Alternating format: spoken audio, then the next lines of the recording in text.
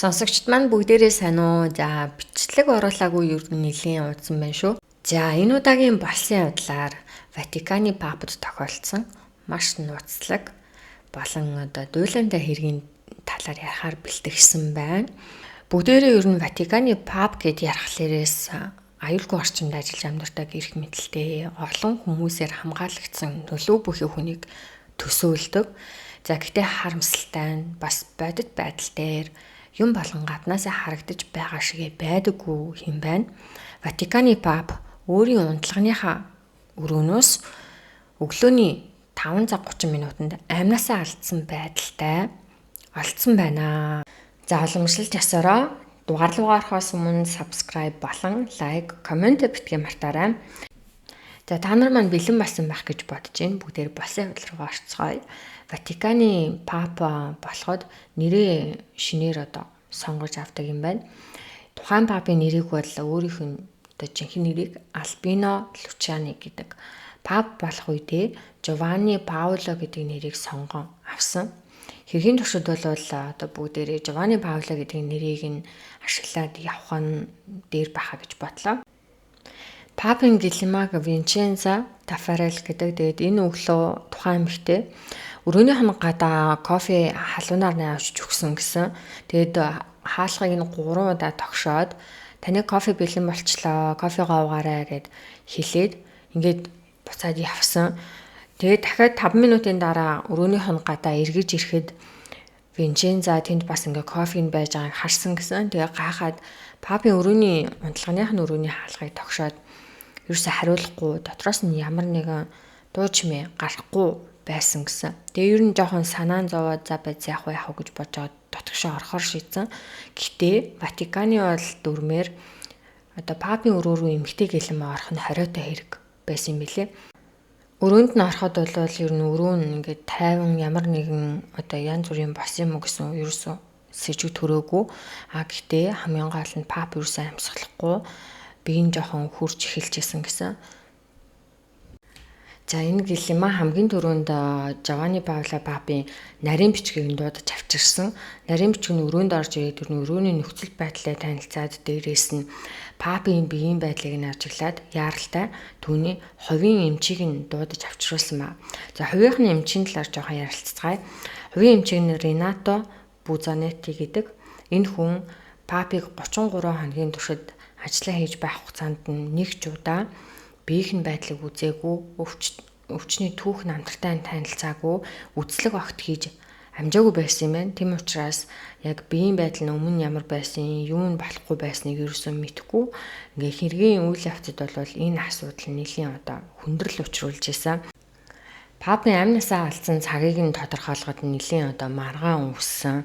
Хамгийн түрүүнд бол түүний хувийнх нь эмч Ренато гэдэг хүн шөнийн 10 цаг 30 минутаас 11 цагийн хооронд нас барсан. Яагаад вэ гэхээр биеийн аль хэдийнэ хүйтэн болсон. Арсных нь өнгө нь өөрчлөгдсөн байснаас үзэхэд бол шөнө дундад нас барсан байхаа гэж ярьсан. Гэхдээ энийг түүний гэлэмаа Винчензо шууд эсэргүүцээд өглөө өрөөнд нь орж ирээд туханд нь хүрэхэд бие нь бүлийн хിവэрэ байсан. Тийм учраас өглөө нас барсан байх гэж таамагласан.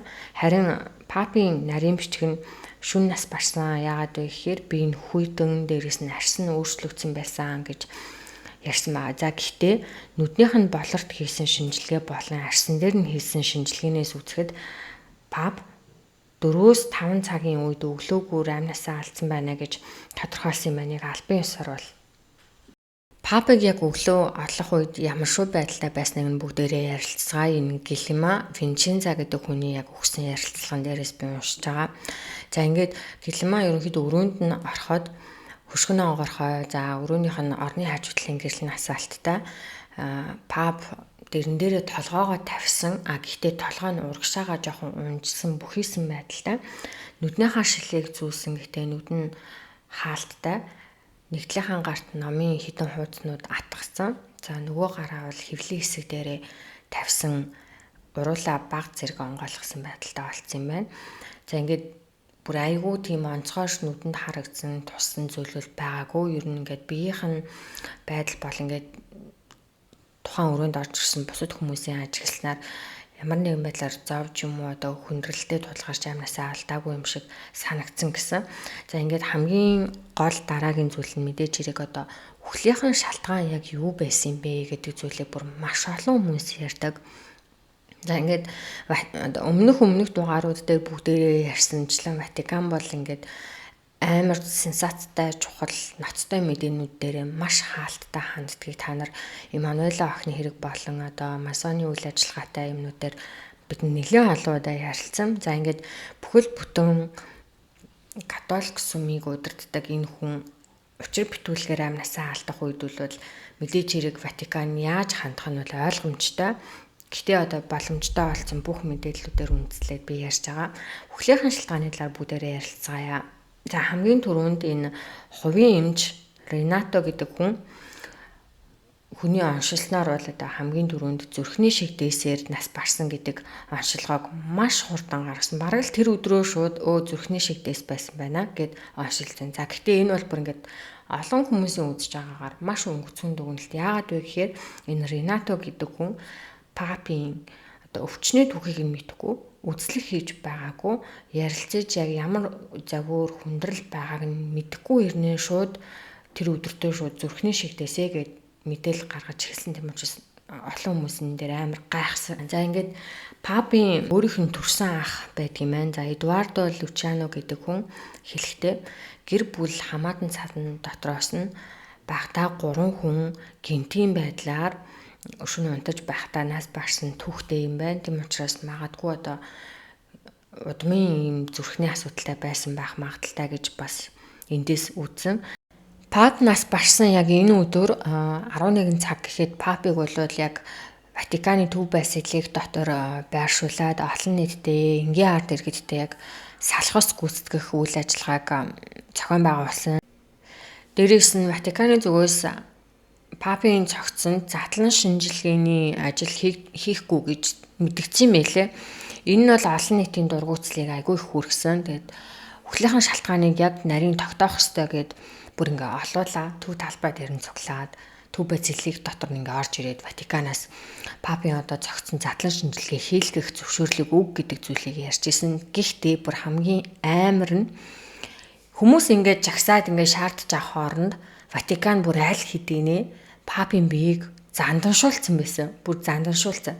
Тэгээд тэрийг нь ард иргэд бүр сүулт нь мэдсэн. Тэгээ одоо нэгэн занданшуулсан биеийг бол ерөөсөө задлан шинжилгээнд оруулах боломжгүй. Дээрээс нь одоо Ватиканд папуудын биеийг занданшуулаад одоо тэр төв байсгалыг хадгалдаг боломжтой. Тэнд ингээ хүмүүс үзүүлдэг. Тэгээ хүмүүсийн дургуутсал бүр амар хүрсэн. Яагаад вэ гэхээр өмнөх ингээд папууд дээр хизээч ийм хурдан богино хугацаанд шууд занданшуулж байгаагүй нэ.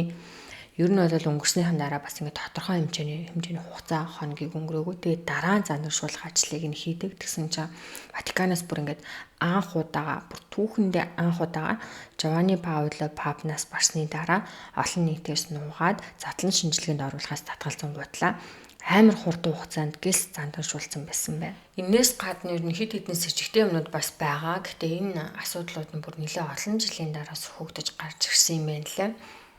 Хамгийн эхний сэжигтэй зүйл нь цагдаа нар хэрэг явдал болсны дараа нарийн бичиг туслахуудаас нь мэдүүлэг авсан. За энэ мэдүүлгийн үеэр Джон Маги гэдэг нэртэй туслах нь өглөө эрт ирээд хамгийн түрүүнд папийн өрөөнд орсон хүн бол би. За зохицыг нь анх олсон хүн бол би гэж мэдүүлэг өгсөн. Яагаад вэ гэхээр Ватиканы зүгээс ингэж ярихыг шаардсан гэсэн. За үнэн хэрэгтээ бол түрүүн бидний ярьсанчлан Гилма Винченза гэдэг хүн орсон байсныг маш олон жилийн дараа олж мэдсэн юм байна. Дараагийн бүр сонирхолтой нэг юм бас байгаа. Хэрэг явдал болсноос яг 9 жилийн дараа папийн туслахыг хийжсэн Лоренци гэдэг нэртэй хүн Италийн нэг радиод ярилцлага өгсөн байна. Энэ ярилцлаганых нь үеэр хөтлөгч нь Лоренцогоос папийн биеийн байдал өнгөрөхөөс өмнө яг ямар байсан бэ? Анзаарах загвар байсан уу гэд асуусан. Тэгсэн чинь Лоренци бол цагдаа нар болон бусад хүмүүс надаас юусоо хизээч энэ талаар асуугаагүй. Тийм болохоор би яг анх удаага ярих чинь гэд сануулсан. Тэгээд папийн биеийн байдлыг өнгөрөхийнхөө өмнөх үед бол цэржийн хэсгээр нь жоохон хүндүрлээд хүнд оргиж өвдөж гинэ гэж 2 3 туслагтай хэлсэн гэсэн. Туслах майгийг эмчигчин дуудах уу, үзлэгт орох уу гэд санал болгосон. За тэр өдөр гэхдээ арай болсон байсан учраас пап за яах юм бэ гэд өрөөрөө амархаар явсан юм лээ. Өрөөрөө энэ майги гэдэг нэртэй туслах аваач өгсөн гэж энэ Лоренци хэлж илээ. Тэгээд хэрэг гарвал энэ өрөөнийхөө хонхыг дараад бид нарыг дуудаарай гэж папад анхааруулсан гэсэн. За энд ер нь хамгийн том нэг асуудал нь бол папын биеийн байдал муу байсныг тухайн үед цагдаа нар мэдүүлэг авч хаад хинч хэлээгүй гэсэн. Ватикан бол папын биеийн байдал зүг зүгээр байсан гэдэг зүйлийг л яриад байсан гэж байгаа. Тэгэд бүхэл бүтэн ингээд 9 жилийн дараа бүр радиогоор олон нийтээр ингээд энэ зүйл нь задраад папын биеийн байдал тааруу байсан гэж шít гэдэг хүмүүсийн ярилцаад эхэлсэн. Тэгээ бас л энэ асуудлаас болоод ойлгомжтой. Угаасаа Ватиканыг сэжигтэй байсан байна гэд яриад эхэлсэн. Одоо яг бичлэгнийхаа хамгийн чухал хэсэг рүү оръё. Ер нь улс төрийн асуудлыг ярилцах хэрэгтэй. За одоо манай бас өмнөх дугаарууд дээр та нар хэрвээ үзсэн бол Паул Марчинкус гэдэг хүнийг яг өмнөх дугаар дээр би ярьсан. За энэ хүнийг бас дахиад энэ дугаар дээр ярих хэрэгтэй. Тэгээ өмнөх бичлэгийг үзээгүй хүмүүс байвал үзчихэд орж ирвэл илүү ойлгомжтой болно. За энэ өмнөх бичлэгнэр би Ватиканы хөрөнгө оруулалттай Католик банк Амброзиана гэдэг банкны талаар ярьсан. Тухайн банк нь их хэмжээний мөнгө угаалтыг хийж гадаад руу мөнгө гаргаад за тэр мөнгө нь Ротшильдийн гэр бүлийн одоо банк руу явж ингээд дууссан байсан. Тэгээ эцэстээ тэр банк бол одоо дампуурлаа зарласан байгаа.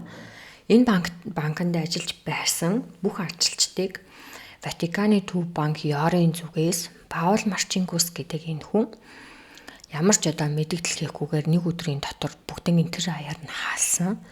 За энэ асуудлаас болоод энэ хүмүүс гомдол саналаа. Одоо тэр мужийг хариуцдаг католик шашны патриарх руугаа гомдол саналаа явуулсан.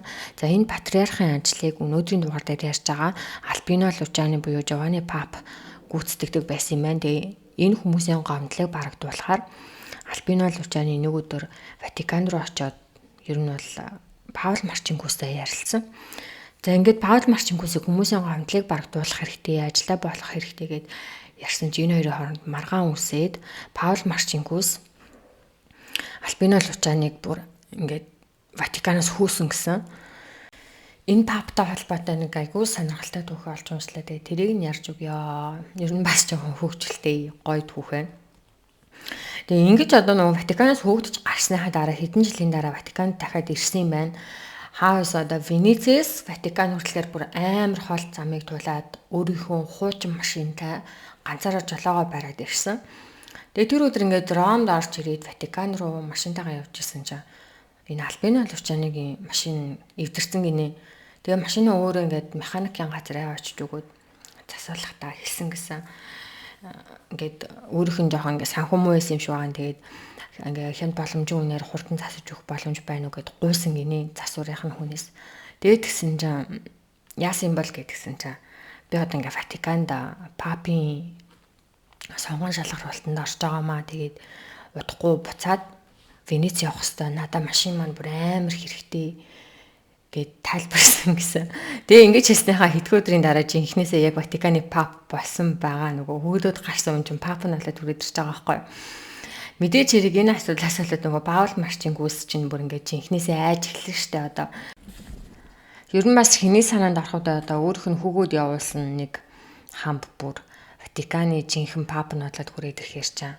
Ааштай тий. За ингээд Паул Марчинкус Альбино Лучани хоёрын хооронд нууцхан дайн дэгдэж эхэлсэн. Хамгийн ихний зүйлээс ярилцгаая. Ёр банкны одоо мөнгө угаалтын хэрэг заллингийн хэрэгүүд татвараас зайлсхийсэн гадаад руу хэмжээний мөнгө ингээ байнга гаргадаг асуудал нь бүр ингээ бugшраад олон жил болцсон байсан. Энийг нь бол угаасаа л Паул Марчинкус нөгөө Ротшильдийн гэр бүлийн төлөө хийдэг. Яагаад вэ гэхээр Ватиканд үйл ажиллагаа явуулж байгаа Иллюминатигийн нууц бүлэглэлийн гишүүнтэй Паул Марчинкус чинь бид нар өмнө ярьсан. Энэ асуудлаас болоод одоо шинэхэн пап буюу Альбино Лучани одоо Ёрын үйл ажиллагааны шилэн болгоё олон нийтэд нээлттэй болгоё гэж шийдээд Энэ талаараа ярьж эхэлсэн чинь мэдээж хэрэг Төв банкны захирал Паул Марченкос энийг эсэргүүцээд санал нэгдэхгүй байсан. Тийм учраас Папын хамгийн эцсийн шийдвэр бол ер нь л Паул Марченкосыг ажлаас нь халахгүй бол угаасаа энэ Ёрын үйл ажиллагаа бол хизээч сайжрахгүй маань гэд ойлгосон байна. За тэгээд одоо Папын хамгийн дараагийн том зорилго бол Ёр банкыг шилэн болгохын тулд Паул Марченкосыг яг ажлаас нь халах гээд байж хугацаанд амнасаа ийм с ิจ гтэй байдлаар алдсан.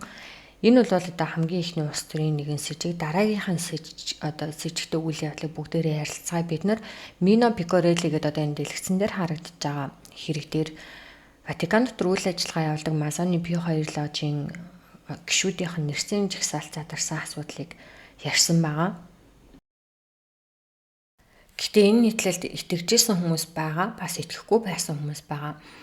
Тухайн сэтгүүлч Ватиканы Папа Альбино Лучани руу энэ нийтлэлийнхаа бүр яг их хувилбарыг баримттай нь маш нууц шуудан болгоод явуулсан. Тухайн бүх бичиг баримттай нь Пап танилцаад яг үнэнгээсээ Масон Ватикан дотор үйл ажиллагаа явуулдаг юм байна гэдгийг нь ойлгоод тэр өдрөө нэлийн стресссэн гэж байгаа.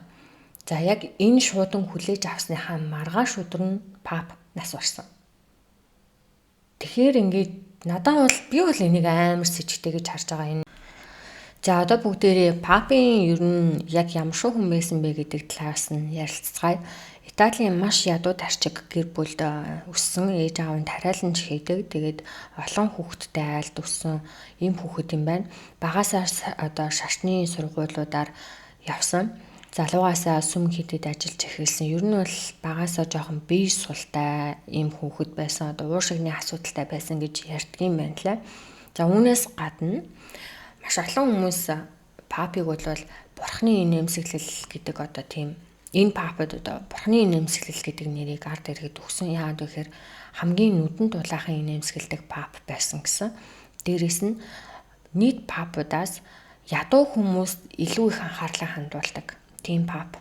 Дээрээс нь одоо ингээд Папын одоо титэм гар дуулах энэ төр гэл амар том ёслууд болдгийм байна л да. Тэгээ тэр ёслуудаасаа татгалзаад тэр мөнгөө зүг зүйл зарцуулаа. Энэ би бол одоо юм үнтэй ёслол мослол хиймээргүй байна гэж анх хэлчихсэн юм байна лээ. Дээрээс нь Пап болохоос өмнө Венец болон одоо Ломбардиа гээд хоёр газар айгүй үүрэг одоо айл өндөртөө хамб болон патриарх гээд яг католик сүм хийдүүдэд нэлийн том ажлуудыг гүйцэтгэжсэн. Тэр ажлуудыг хийж байхдаа томоохон хурал зөвлөгөөнд оролцохоор Ватиканд ирдэг байсан гинэ. Тэгээ Ватиканд ер нь ингээ ирэхээр амар их шаардлага тавьдаг тийм хүн. Ямар шаардлага вэ гэхээр ингээд та нар юусоо ядуу хүнд туслахгүй байна. Энэ их хэмжээний мөнгөө зөв зүйлд зарцуулъя. Ядуу тарчиг малчид ард иргэдэд туслах хэрэгтэй гэдэг ингээд айгүй их ярьдаг байсан юм лээ. Тийм ч болохоор ер нь хүмүүс энэ Папыг ер нь ингээд Ватиканы муу мухай зүйлийг өөрчилж чадах хүн гараад ирлээ гэж ботсон боловч харамсалтай нь 33 хоногийн дараа ажлаа гүйцэтгэж байгаад нас барсан юм байна. За тэгээд энэ удаагийн дугаар маань энэ хүрээд өндөрлөө. Та нарт маань нэлээд сонирхолтой байсан байх гэж бодож байна. Тэгээд ер нь ямар ч хүний санаанд бол одоо Ватиканы Папыг хэн нэгэн хүн хүнөжлөө гэж бодоход бол жоохон ингээд төсөөлөхөд айгүй хэцүү. Гэхдээ нэг юм яригдтiin билээ. Тэр нь болохоор цагдаа нар мөрдлийн явцад Ватиканд одоо унтлагын өрөөнд шалгалт хийж хахад зарим нэгэн одоо Папын хэрэгэлдэг эд зүйлс нь алга болсон байсан гэсэн. Тэгээ ерөөсөө хизээж олдоогүй гэж ярьдсан мэлээ. Өрөөнөөс нь одоо жишээ нь тэр өдөр зүрхний юм уусан байж магадгүй. Гэхдээ яг ямар юм уусан мэддэхгүй яадаг бол тэр юм нь байхгүйсэн гэсэн өрөөнд нь. Тэгэхээр магадгүй хин нэгэн хүн тайвшруулах юм авчирч өгөөд тэр имээ хэтрүүлэн одоо их дооз мозоор өгсөн ч гэж болно шүү дээ. Тэгээ зүрх нь хаагдсан байж болно. Эсвэл өрөөнд нь ямар нэгэн гадны хүн орж ирээд унтаж байхад нь өөрийнх нь амнасыг хөнөөсөн ч байж болно. Дээрээс нь Ватиканы нэг зүйл бол ингээд задлан шинжилгээ хийхгүй шууд маш хурдан хугацаанд занданшуулсан байсан гэдэг нь бас айгүй с ิจ гтэй. За ингээд ер нь яриад байвал амар их юм с ิจ гтэй үйлдэлүүд бол Ватиканы зүгээс гарсныг бүгдээрээ дугаарын туршид ярьсан байгаа. Та нар ер нь яг юу гэж бодож байна? Үнэхээр одоо Масон буруутай байв уу? Эсвэл энэ Паул Марченкос гэдэг хүний явуулга байсан юм болоо? Эсвэл үнэхээр зүгээр л яг байглаараа зүрхний шигдээс болж нас барсан юм болоо?